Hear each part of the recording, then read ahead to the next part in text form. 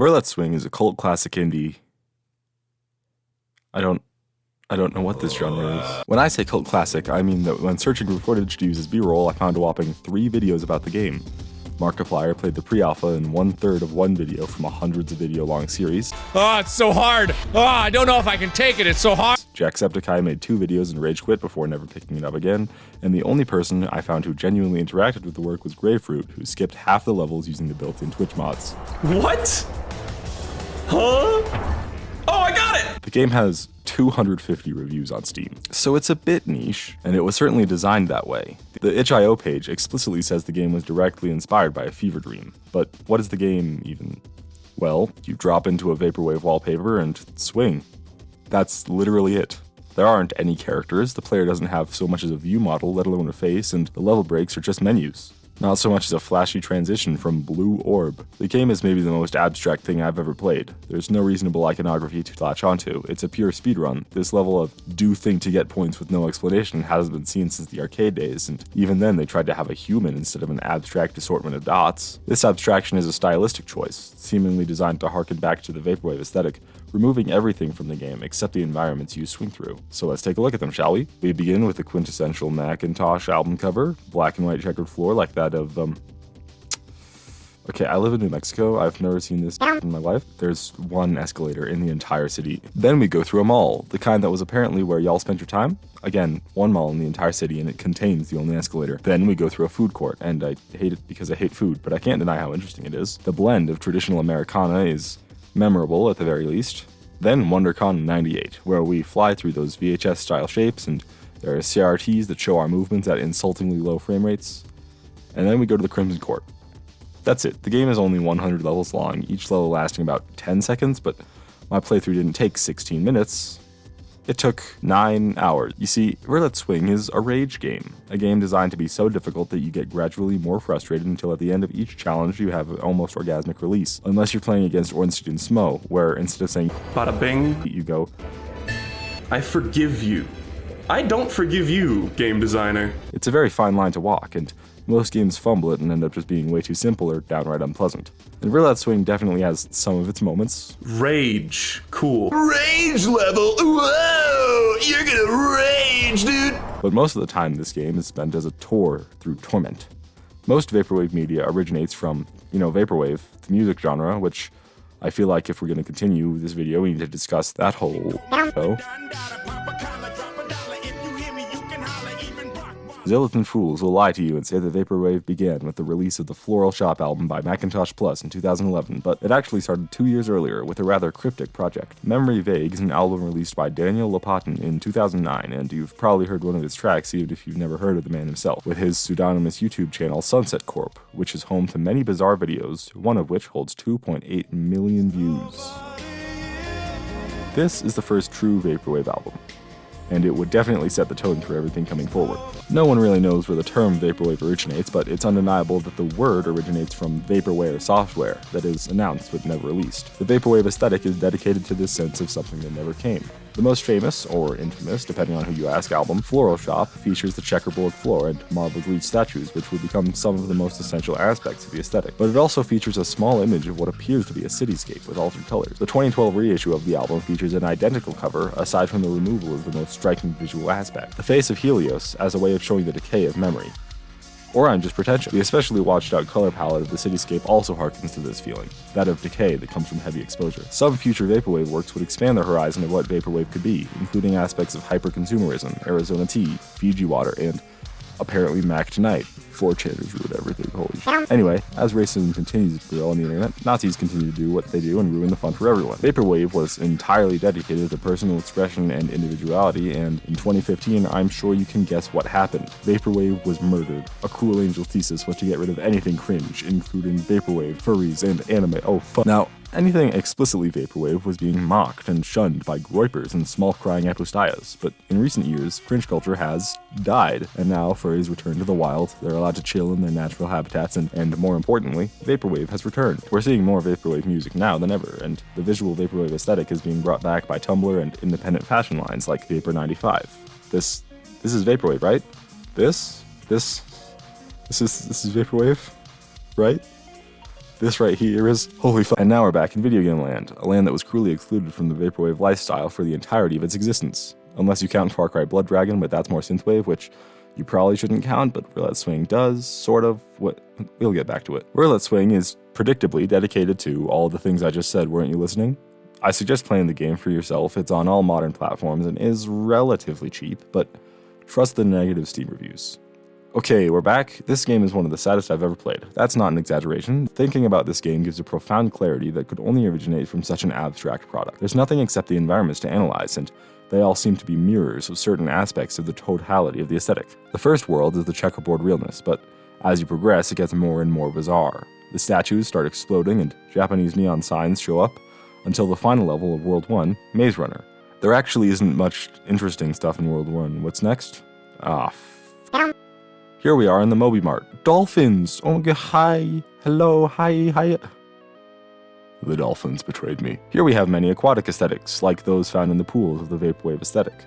Dolphins, bubbles, something else probably, I don't know, I'm tired. Then there's the beginning of the end. World 3 is dedicated to the consumerism present in vaporwave, with terrifyingly large declarations of Americana, pizza, meatballs, hot dogs, ice cream. It's ridiculous. It's around the second half of this world that the game starts to pick up in difficulty. The second to last mission in this one is the one that made Jacksepticeye give up. Oh! Suck! I'm gonna leave this episode of Verlet Swing here. And after traveling through waste disposal, we enter an awfully bizarre area. Up until now, the backdrops for each world have been endless expanses of nothing, but here there are mountains and text in the sky. But this isn't vaporwave, this is synthwave, a different aesthetic, I swear, please, believe me. Basically, synthwave was inspired by the rise of vaporwave, but it wasn't actually based on it. It was essentially a spin-off that branched out into its own music genre, but it's commonly lumped together with vaporwave because it was directly inspired from the same things from the same time period that weren't necessarily connected. But more importantly, who cares? World 4 is one of the greatest tone shifts of all time. The aesthetic of a future that never came is amped up to 100 while simultaneously being shot down. The skyline is populated with computer artifacts from the 80s, back when operating systems didn't exist, it was just the command line. In basically any entry-level programming course, the first thing you need to be asked is to type hello world, but this is different. It's placed as the ending of an era of computers with an infinitely looping goodbye world. Don't buy this game. Well, at least it's honest. The existence of these floating geometric shapes is a reference to 90s PSAs and other educational content from the time, that of nostalgia. There's even a level about quick math. Maths. Those bloody Brits. Oh, now I'm doing it. They're also something which I'm sure you've already noticed. Polybius cabinets.